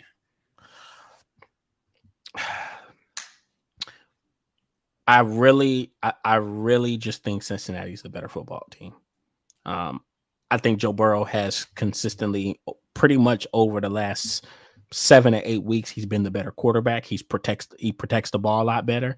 And Cincinnati has shown the ability that I think that most Super Bowls are teams that can, that show the potential to win a Super Bowl. They're very resourceful. And nothing seems to rattle them. They've had points this season where they've been missing a lot of their key guys. Jamar Chase, they missed him for about a month. Joe Mixon was gone for a significant amount of time. T. Higgins has had 1 or 2 games where he was hurt. And then on the defensive side of the ball, there have been points where Trey Hendrickson and Sam Hubbard have been hurt. And they lost Chidobe Awuzie, their number 1 corner. Yet they're still a top 10 defense, and offensively, they still find a way to put points on the board. So I think that this is going to be, it's going to be competitive, because I think Buffalo understands the stakes. But in the end, Cincinnati is just a more battle-tested team. And I think it's going to come down to who protects the ball better, which I have to go with Cincinnati. Joe Burrow doesn't turn the ball over a lot. Meanwhile, Buffalo, I think they're hurting in some key areas that makes this a bad matchup for them. One, they're not a great running team. Cincinnati is pretty solid at stopping the run. They're starting to have some protection issues up front. Cincinnati can rush the passer. Trey Hendrickson and Sam Hubbard can, and DJ Reader, and like they can get to the quarterback. You look at some of the issues that they're having defensively. I mean, you guys, Jamar Chase, we know what Jamar Chase and T. Higgins can do. And Hayden Hurst and what's his name? Tyler. I'm forgetting his name. The other receiver that they have. I said Tyler Boyd. Boyd. Yeah, Tyler Boyd. Mm-hmm. Like they have weapons that can challenge you in ways. Like if you think they struggled against Miami, imagine what they're going to do against Cincinnati. So they're going to really have to get after the pass rusher. Now, here's the thing. You would look at, okay, Cincinnati is missing some offensive linemen. Okay, but the question you have to ask for Buffalo is, can this young defensive line take advantage of that? None of these guys, they don't have Von Miller. So you're asking Gregory Rousseau, you're asking AJ Epinesa, you're asking Boogie Basham, you're asking Ed Oliver, who has yet to break out. He's supposed to be the next Aaron Donald. You're asking these guys to really be able to exploit that weaknesses, which in my opinion, outside of Gregory Rousseau, none of them have really shown to be like a consistently dominant or dangerous pass rusher. Yeah. So I'm going to go Cincinnati. I want to say it's going to be close, but I really feel like you could see Cincinnati make some big plays. I think Jamar Chase is going to have a humongous game. So I'm going to go ahead and I'm going to go Cincinnati. I'm going to go 34. I'm going to go 34-21.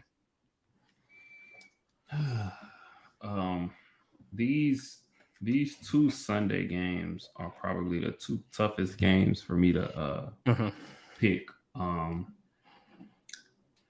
This is going to be a hell of a matchup. Every point you made is extremely valid, and I can't disagree with anything you said. With that being said, I think that Buffalo rallies off of that home crowd, and I think the last time these two teams played each other, which was week before last, or that Monday night game that was unfortunately halted due to the injury to safety Hamlin. I think they just kind of channel a lot of energy from that crowd and from that happening against this very team. And I just think they played, a really tough game, and they just kind of gutted out. And that's literally the only reason I think between the crowd and Damar Hamlin, I just think they just come out there and lay all their emotions out on the field. And I think they really just kind of gut this one out, man. So I'm going to go with Buffalo.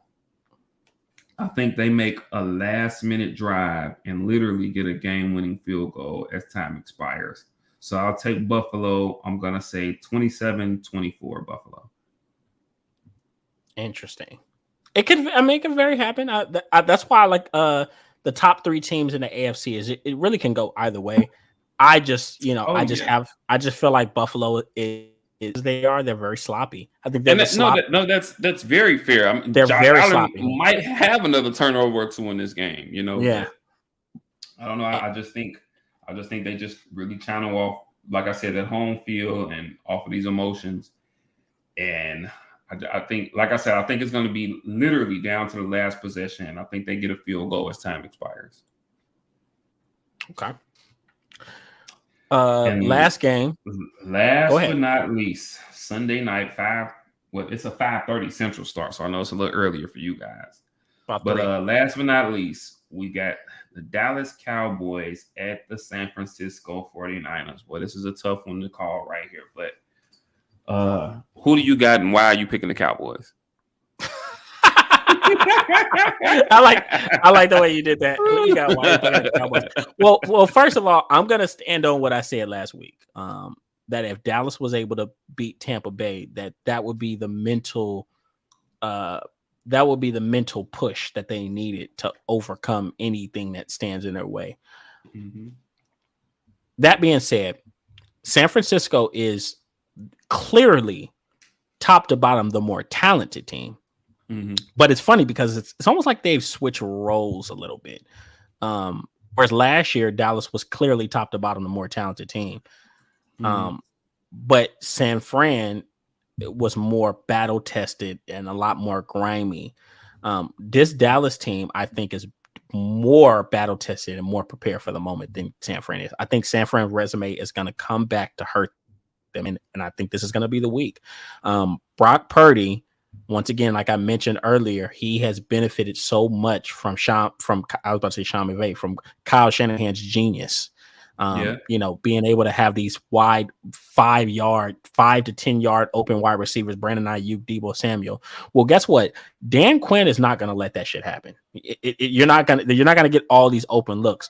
If they win this game, it's going to be because Brock Purdy shows that he's him. Brock Purdy's going to have a hell of a game. But I think that this is going to, and this is another thing that I kind of compare this to Dallas at the beginning of the season. People forget when Dallas played Tampa Bay the first time on the beginning of the season, which they lost. They had a very tough time bringing Tom down. As a matter of fact, similar to this game, they only sacked them twice. But even then, in the first game, they weren't. Both of them were by Micah Parsons, and they were really struggling to get pressure to him otherwise because he just gets the ball out of his hands so fast. That hasn't changed. The following week, they played Cincinnati. And how many times did they sack Joe Burrow? They sacked him 7 times. And it's because it's very hard. I think this pass rush is heating up at the right time. I think that they're going to cause a lot of hell for Brock Purdy. And I think that's going to be the difference maker. You're going to see that offense kind of slow down a bit. And on the defensive end for San Francisco, I think this is going to be the same way we saw Dalton Schultz kind of have a field day against Tampa Bay. I think you're going to see CeeDee Lamb probably have a really, really big game. Tre'Davious Ward is not going to move in the slot to cover him. And even if he did, we've seen what he's done against top receivers in his league. He struggled substantially. So I just think that offensively, Dallas is going to find a way to really put points on the board and move the ball and throw the ball on them. I think the biggest mismatch will probably be what Nick Bosa, this dog is whining. The biggest mismatch is going to be obviously Nick Bosa against Tyler Smith. How is Dallas's offensive line gonna stop that front seven? How are they going to run the football? But the truth is, at the end of the day, despite no matter how talented San Francisco is, I think Dallas presents a challenge that they just haven't seen all season. They haven't seen a team that can run the football, that has a legitimate number one wide receiver, and a defense that can rush the passer and cover. So I just think that San Francisco is very inexperienced in certain areas this year, and I think it's going to come back to bite them. So I'm going to take Dallas. I'm going to take them 30 to. You know what? I'm going to be an asshole. I'm going to take them 30-18. Whoo, man! All right, this is yet another tough game to pick. God dog it, man. I keep saying that at some point, Brock Purdy is going to get challenged, and how's that going to work out for him? And I'll be dog if this isn't the week, man, because I think Dan Quinn is really going to scheme it up, and they're really going to make life a living hell for Brock Purdy this week. God dog, man.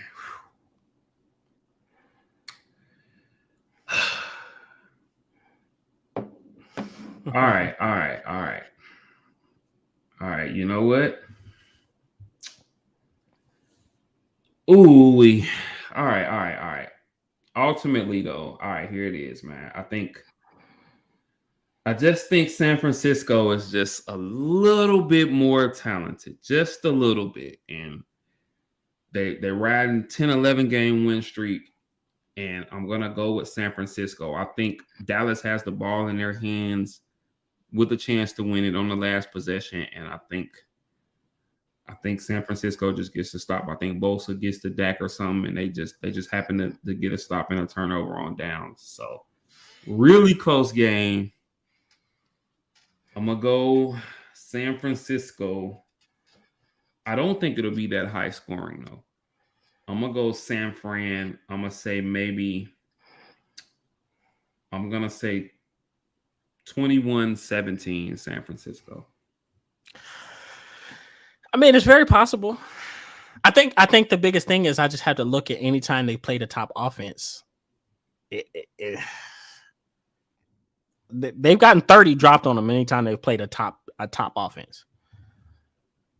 No, and that's fair. I wouldn't be surprised one bit if Dallas comes out of this game the victor. I wouldn't be surprised. Yeah.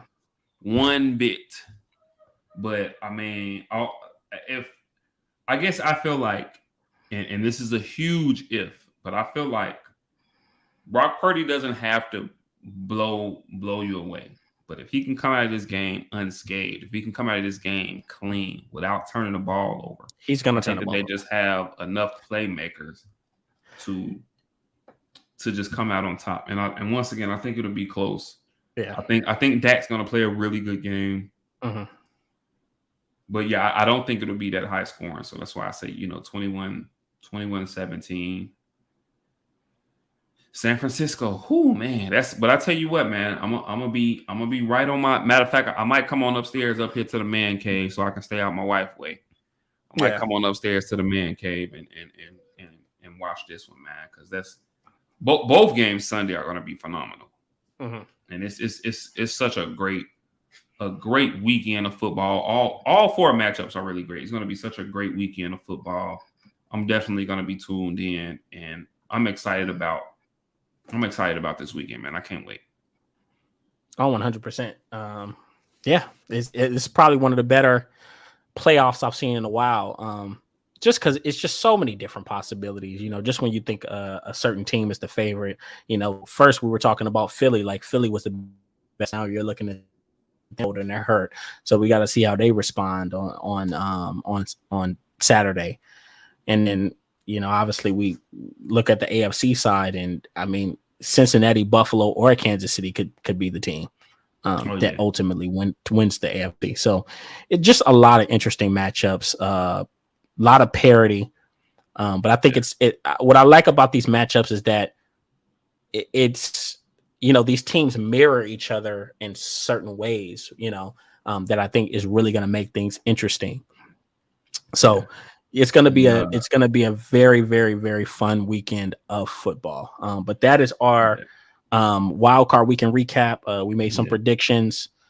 Just quickly, we both had Kansas City and Philly winning the Saturday matchups. You got Cincinnati and Dallas winning the Sunday matchups. I got Buffalo and San Francisco winning the Sunday matchups. And then ultimately moving forward, if Kansas City, just keep this in mind, if Kansas City and Buffalo do win their match, it'll be a neutral site. It'll be a neutral site game, so that could be something to keep in mind. In Atlanta. Yeah, which is big because we know how much Kansas City loves. That's probably one of the last remaining tough stadiums to play at. Mm-hmm. So that's a big I don't want to say disadvantage because it's a neutral site, but they're not going to have that event. They're not going to have that 11th or that 12th man that they used to have. So, word. So I mean, that's pretty much it. Unless I know you probably want to talk a little bit of basketball. I know we were. I just and we ain't got to prolong it, man. But I just really wanted to show some love to a team out in the Western Conference.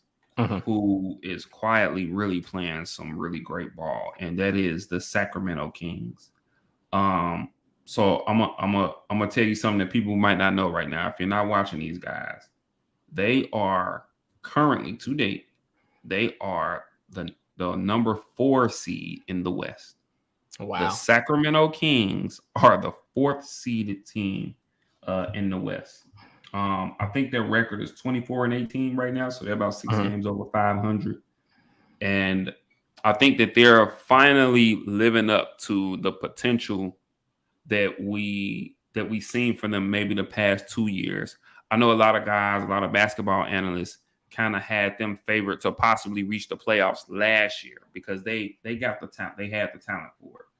But it didn't quite come to fruition. But now this year, and this is one of the main reasons why I think they're playing so well. Now this year they have Mike Brown as their head coach, and obviously Mike Brown is a good coach, man. He is. Yeah. And obviously we know Mike Brown from those years, from LeBron's early years in Cleveland. He was the coach of the Cleveland Cavaliers when LeBron went to the finals the first time. Young LeBron lost to Spurs. Lost to the Spurs. And then we've seen him kind of be an assistant in different places. I think he was an assistant with the Lakers for a little while. And now we see him once again have the opportunity to be a head coach again. And now he's coaching a group of young but talented guys. Yeah. And he's really getting the best out of them. These guys really trust and believe in him, and they're playing like it. Obviously, De'Aaron Fox is leading this team in points per game. He's getting almost 24 points a game. But I want to shine a spotlight on another player, and that's Domantas Sabonis, yeah. So on the season, and I'm gonna round it up here. On the season, he's averaging 19 points, almost 10 rebounds, and 7 assists a game. Oh wow. I believe this. I don't remember if he got traded last year or if this was his first season with the team. Obviously, Indiana. Yeah, he was with Indiana, and they made the trade with Indiana for Buddy Hield or whatnot. And it's absolutely working out for these guys. So although De'Aaron Fox is leading this team in scoring, and we know the pit bull that he is, I think Sabonis has really been extremely key for them. And then they've added some guys around it. They got some shooters around there too, because we know De'Aaron Fox is really a slasher. Right, he is. And then you got a guy like Sabonis who kind of plays right off the elbow. He plays big down around the bucket, but he plays right off the elbow. And obviously, as you can see, he's leading their team in assists with 7 assists a game. But they got some shooters out there too. They got Kevin Huerter, who's getting about 16 a game. They still got Harrison Barnes, who's getting about 15 a game. They signed Malik Monk in the offseason, and we've seen how solid he played for the Lakers last year. He was probably, you can argue, he was their most consistent. He was the Lakers' most consistent player on their team last year. And then they got the rookie that they got out of Iowa, Keegan Murray, who's slowly having a really solid season. He's another kind of 6'8", 6'9" big who can stretch the floor. They have 1, 2, 3, 4, 5. They have 6 guys averaging double figures for this team. De'Aaron Fox, Sabonis, Kevin Huerter, Harrison Barnes, Malik Monk, and Keegan Murray. All those guys are averaging double figures for this team. They're one of the highest scoring teams in the league. And we all know that Mike Brown is a defensive coach. Right. But so they're strapping up. He has them not that they're just this great defensive team. Right. But he has them making strides. And they got some weapons there so that they've been able to score some points. But now they're making strides. They got the kid Davion Mitchell, who they took last year out of Baylor. Who is a defensive pit bull. Right. And this team is really playing some phenomenal ball. I know me personally, I definitely didn't have them as the number 4 seed right now in the Western Conference, but I mean they're on a 4-game win streak right now. They've won 7 of their last 10 games, and I just want to show them some love because they're playing some phenomenal basketball. They're really surprising some people, and I don't know if they'll stay at 4, but you're pretty confident that they'll be a playoff team. They'll be a playoff team, yeah. And that's good because, we've been waiting on the Kings. The Kings have had potential. I say this all the time. You look at teams like Minnesota, the Pelicans, New Orleans, like these teams that have stepped up and these young teams that are making waves, like that's what we expected the Kings to do. Yeah, 3-4 years ago, and now it's finally come to fruition. And respect to De'Aaron Fox for really staying the course and just continuing to transform into that leader for them, and improving as a scorer. Oh yeah. And we talking about a guy here who I'll say this, De'Aaron Fox really reminds me of young John Wall. He reminds me of a young John Wall. I'm not gonna say Russell Westbrook because he's never been quite that out athletic, of control.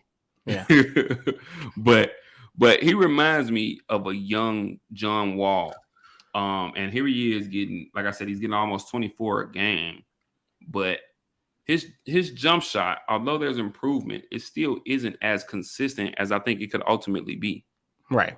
And his 3-point shot isn't as consistent as it can ultimately be. But like I said, he's phenomenal in the open floor. He's one of the best open floor players that we have in the league. Mm-hmm. And he's a slasher, and they've surrounded him with shooters. So you like I said, you got Kevin Huerter, you got Malik Monk, you got Harrison Barnes, you got the rookie Keegan Murray, who's kind of a stretch four. Even Sabonis can kind of step out from time to time and knock down. He sure can. And then they play a lot of that high post where they have Sabonis at the elbow, and then they kind of cut and dive and operate off of him. He's almost, and I don't want to make this comparison because go ahead and say this guy could very well win his third MVP. MVP. I know he was gonna say it. Yeah. But he's almost like a mini. He's almost becoming like a miniature Jokic. And the fact that I can see that he's not necessarily bringing it up and initiating the offense in the same manner that Jokic does, but the way he's operating and playing off the elbow and passing out of double teams and whatnot. I mean, Sabonis has been a very integral part in this team and in them being successful. And I think this is a prime time for them, especially when you're seeing some teams either not live up to the potential that we thought, like that Minnesota team. And granted, Karl Anthony Towns has been out for a while, but they weren't playing great when he was there. And then you also got teams that are taking a step back, like the Phoenix Suns, which I predicted they would. Right. And maybe we can hit on them in a later date, but I think they're gonna have to blow that thing up. But we can talk about them in a later date. But when you got teams like that who are kind of taking a step back, it ultimately facilitates and helps a team like this young Sacramento team to take that step forward. And once again, I do think this is something that they can sustain. I don't know if they'll stay at 4, but I do think they can be a playoff team. Yeah, and that's good. Like I said, it's definitely good to hear. They got a nice crop of young guys there, man. Mm-hmm. And and plus it's good to see Mike Brown kind of get his due. And people start to and it happens sometimes. You get coaches in the NBA that they kind of get shitted on earlier in their careers, but you realize kind of like a Spo. Like it took me years to realize that Eric Spoelstra was as good as a coach as he really is. Oh yeah. But I think when Mike he doesn't get his flowers, man. Eric Spoelstra is really, and although they're having kind of a down season this year, but he really is a great coach.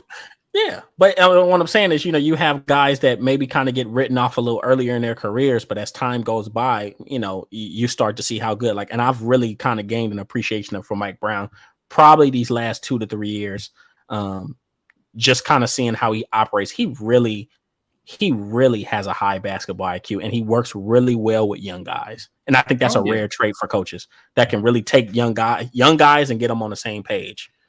Oh yeah, so, man. If you and I've seen, videos of him and just how interactive he is with this team in practice, And granted, obviously he's a coach, he's stern, but he's so relatable for these young guys. Right. And I think that he has just enough success and just enough cachet that these guys still respect him as a head coach. And yeah, man, I really think they're going to be a playoff team this year. And real quickly, before we get up out of here, I just want to say this, man, for anyone who hasn't, been tuning in. Obviously, I love the NBA. For anyone who hasn't been tuning in, or for anyone who's after the All-Star break type of guy, if you like high scoring games, if you like seeing guys put on crazy performances, this is the season. Because it's almost like, and it's crazy to say this, it's almost like 50 is the new 30. It is. Like, guys are scoring. Just last night, Jason Tatum had 51. Like, that's crazy. Guys are scoring 50, and or getting triple doubles. Like it's just nobody's business. And it for me as a basketball purist, it really just makes you think like, man, has the league defensively, has the league really gotten this soft or this watered down defensively? Is this a plot of the NBA because they want to see more high scoring games and they want to get away from the times of the past where you would have 89, 84 games? Or are guys really just that talented? Because once again, it's so many. I mean, it's eventually it's going to get to the point where a 50-point game won't be a big deal. And I remember when you scored 50, it was like, it was huge. You was the leading story on Sports Center. It was huge. Now it's just like, oh yeah, he had 51 today. Yeah, he went for 57. Oh, he went for 60. You know, it's we're seeing bigs have 50-point games. Yeah, and I don't know, man. Guys, all I'm gonna say is that guys, there's been some really a lot of great individual performances this year. There's been probably 17 or 18 50+ point games already this year, and we haven't even gotten to the All-Star break yet. Right. So I think we're officially at the halfway point. I think most teams have played about 41 games or so. So I think we're officially at the halfway point, and it's a lot of scoring going on. So if you're that guy who loves to see high scoring games, who loves to see great individual performances, then this is the season to watch NBA basketball. Man, 100%. And like I said, it's fun to see. This is that time in Rooted in Sports year. First of all, football will be over very soon, and then we're obviously going to shift to a much bigger basketball focus because, after the trade deadline is near, and you're going to have All-Star break, and after that, it's game on. So we got a lot of good stuff. We got a lot of good basketball stuff coming up. Even in the NFL, I mean, the NFL is almost like a sport where you can almost dive in year round because draft. You got I was just gonna say you got the Super Bowl in February and look out for our 1 year anniversary Super Bowl pre-show. Super Bowl pre-show. That's crazy. Major. And then but I mean shortly thereafter, now we're talking about the draft, in which my Bears got the number 1 pick.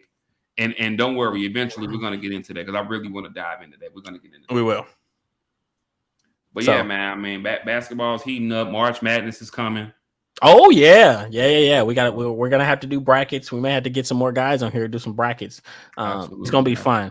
Yes, so, like I said, it's a lot of fun stuff coming up. But, thanks for everybody that tuned in tonight. And enjoyed talking some Wildcard weekend.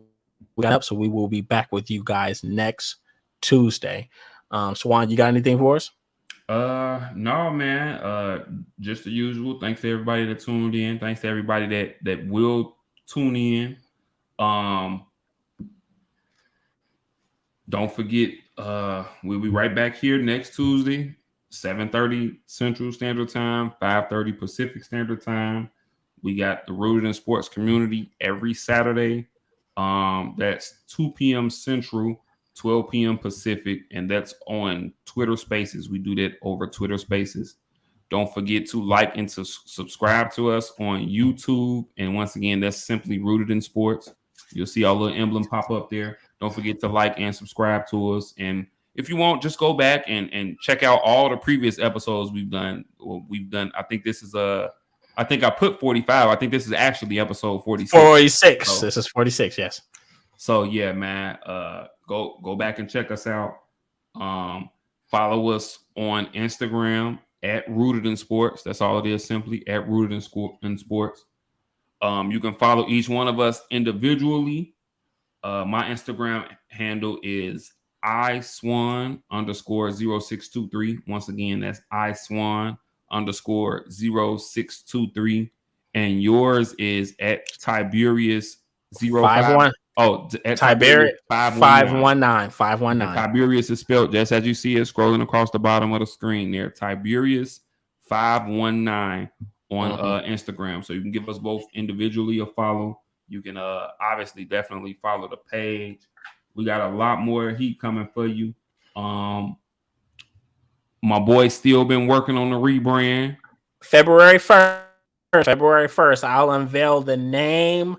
I'll unveil the name, and actually, you know what? I will show you guys the trailer next Tuesday. So it's but we will be relaunching February 1st. The podcast. You'll get the new name, the new trailer, and you'll see the new logo. So it'll be a little bit of fun. So yeah, more to come with that. We're definitely looking forward to it myself. I'll definitely be tuned in. And yeah, man, y'all just stay posted, man. We got a lot coming. We're not gonna stop. We're gonna keep on strolling with this thing. And yeah, that's it. Anything, Kenny? That's it, man. See you guys next Tuesday. Have fun. Much love. God bless. We catch y'all next Tuesday. Have a good one.